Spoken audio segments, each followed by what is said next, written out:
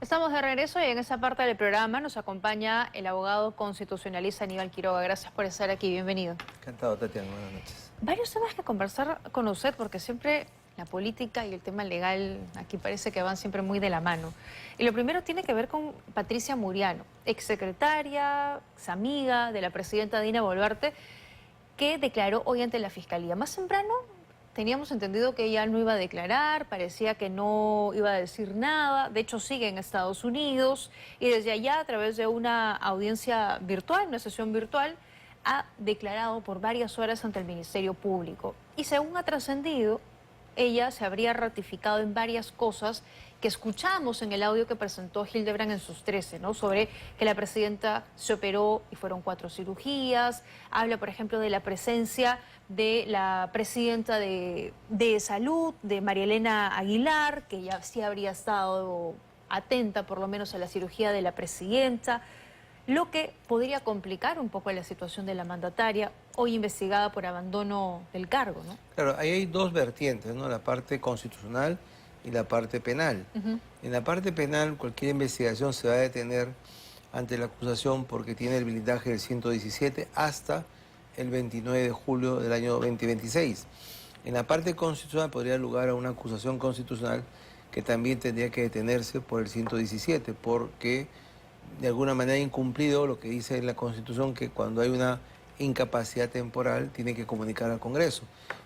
Claramente ante una operación, y son varias más todavía, el presidente de la República o cualquier ser humano está incapacitado de tomar decisiones.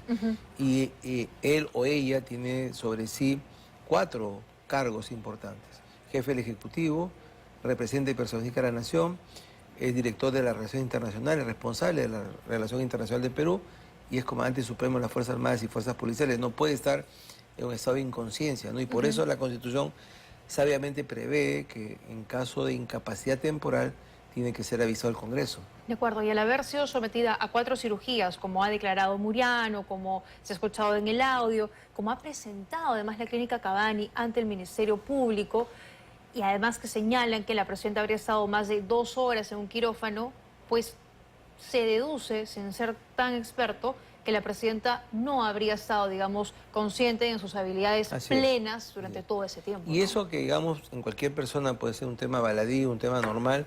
En el caso del presidente hay norma expresa en la Constitución que habla de la incapacidad temporal, ¿no? Un accidente cardiovascular, una desaparición porque hay un terremoto, una calamidad, se cae el avión o el bus o lo que fuere. Para eso está previsto justamente la incapacidad temporal. Y eso es lo que tendría que haberse activado y no se ha hecho. De acuerdo, eso es lo que manda la Constitución en este caso. Vamos a ver lo que ha dicho el abogado de la presidenta a través de un tuit del doctor Portugal.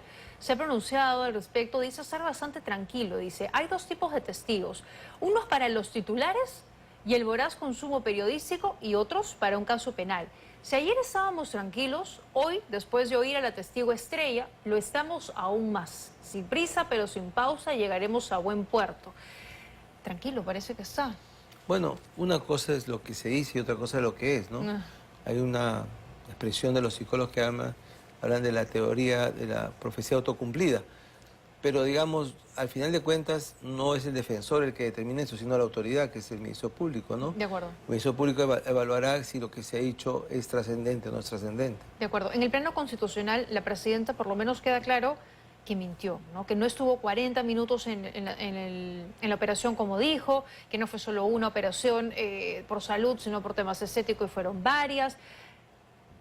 ¿Esto deriva en una infracción constitucional? Yo creo que sí, ¿no? Y lo he dicho antes, sí, no tanto porque mintió o no mintió, sino porque claramente ha habido una acefalía, aunque sea de media hora, y claramente hay una norma en la Constitución que habla de la incapacidad temporal, sino ¿a qué se refiere la incapacidad temporal? No pasaba nada, ¿no? Sí, avisaba y a las 2 horas, 3 horas o al día siguiente recuperaba el mandato. Digamos, en el mundo internacional hay 2 ejemplos, ¿no?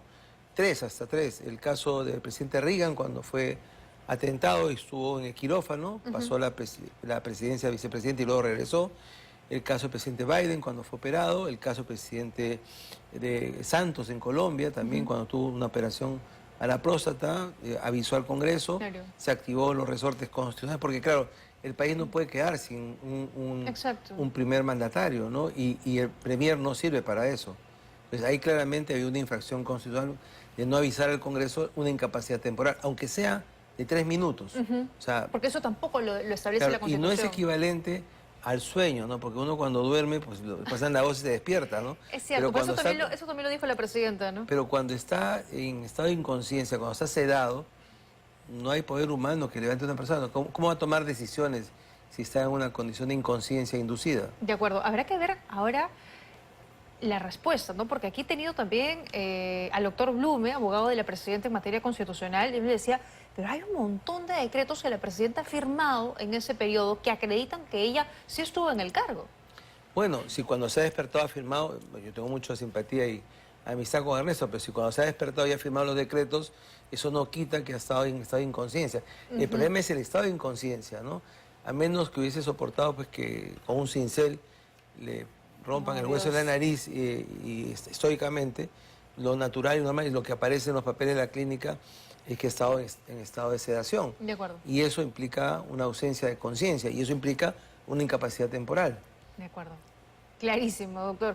Tengo que hacer una pausa, quédese por favor con nosotros, porque al regresar también quiero hablar con usted sobre Vladimir Cerrón, que ha sido absuelto, ya no hay condena en su contra, puede postular a un cargo de elección popular, tendrá en las miras el señor Cerrón las elecciones del 2026, con eso más regresamos. A ver, Vladimir Cerrón ha sido absuelto, así lo determinó hoy la Corte Suprema, declaró fundado en parte su recurso de casación, lo absolvió por el caso Aeródromo Huanca, donde había sido sentenciado, y ahora, ¿qué va a pasar con él, doctor?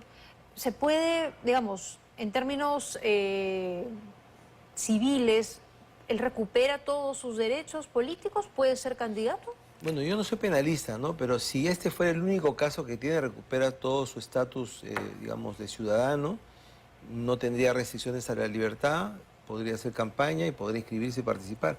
De hecho, las próximas elecciones van a ser muy complicadas, no solo por el papelón electoral que nos han mostrado y la cantidad de candidatos, sino porque van a haber por lo menos 3 o 4 personajes que van a jalonar fuertemente el proceso electoral, ¿no?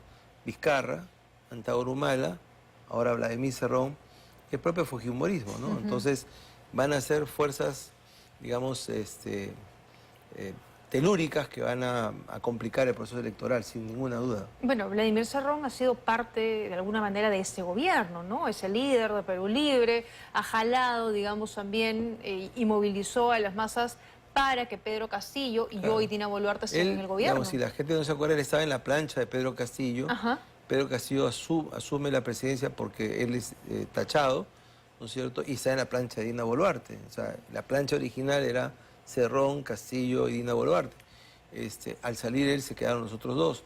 Y ya sabemos lo que pasó en la historia reciente, pero no me queda duda que va a querer ser un actor, digamos, protagónico del proceso electoral. Exacto, porque claro, ahora él podría recuperar o salir de la clandestinidad porque le queda una prisión preventiva por 24 meses, pero su abogado está tratando de que esto cambie, ¿no? Que se le dicte una medida menos Eso gravosa. ocurre cuando uno tiene, además de ese proceso, otro proceso. En este ya fue absuelto y tal, ¿no? Si hay otros procesos, habría que ver cuáles las consecuencias de otros procesos. Pero a mí me gustaría saber qué cosa dice hoy día la presidenta del Poder Judicial respecto de eso, ¿no? El otro día hizo una cosa rarísima, un mensaje a la nación con todos los magistrados de la Corte Suprema y hablar de la independencia y la seguridad de los magistrados. Los grandes procesos judiciales siempre tienen un componente político, no son asépticamente jurídicos o enteramente jurídicos. Hay un componente político evidente, ¿no? Habría que ver qué cosa ocurrió acá para que una decisión de la Corte Superior de condena sea cambiada drásticamente por una absolución en la Corte Suprema. Por supuesto hay que respetarlo, es el máximo órgano de justicia, pero me gustaría saber cuál será la posición institucional del Poder Judicial para poder explicar esto, ¿no? Ajá.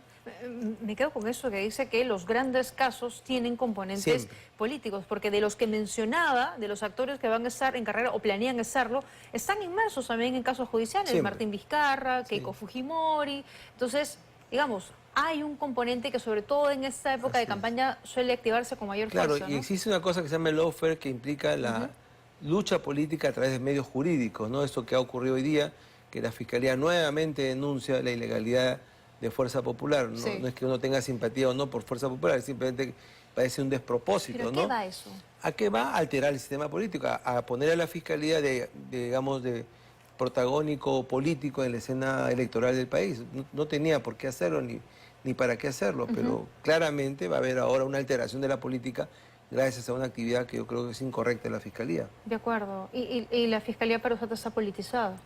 Yo creo que no se dan cuenta que están actuando, digamos, en algunos casos de manera excesiva e innecesaria, porque los magistrados, fiscales y jueces tienen una frase cliché, dice, yo resuelvo con arreglo a la ley, me atengo a la ley, pero no hacen eso. Por ejemplo, al exministro del Interior, por lo cual podemos no tener mucha simpatía, yo lo describí como un personaje un poco grotesco, pero le allanan la casa en 10 días 2 veces. Sí, claro. Eso no es para buscar pruebas. No había policía. La propia fiscalía dijo, bueno, se perdió el factor de sorpresa. ¿Para qué le allanan la casa? De acuerdo. Le allanan la casa para humillarlo, para sojuzgarlo, para tenerlo en las primeras planas, para meter un tema jurídico, judicial en la vida política. Y eso le da además más herramientas al Congreso y al Gobierno en insistir en una reforma del Ministerio Público, del Poder Judicial. Como que se cae Maduro, ¿no? Aunque en verdad en la historia del país el Poder Judicial y el Ministerio Público, que es su costilla, porque nace con la Carta del 79, siempre han estado en una posición de reforma, ¿no? Se han conformado comisiones interesantes en el Congreso para volver a estudiar este tema, pero claramente le dan pie al sector político para preguntarse qué está ocurriendo en el Poder Judicial y qué está ocurriendo en el Ministerio Público, sobre todo en el Ministerio Público últimamente. Exacto, que coincidimos en que sí necesita reformarse, ¿no? Y que sí necesitan varias cosas ahí en esos aspectos cambiar. Doctor Quiroga, le agradezco que nos haya acompañado esta noche, muy Mucho gentil. gusto. Encantado, Tatiana. Cerramos el programa del día de hoy, gracias por habernos acompañado.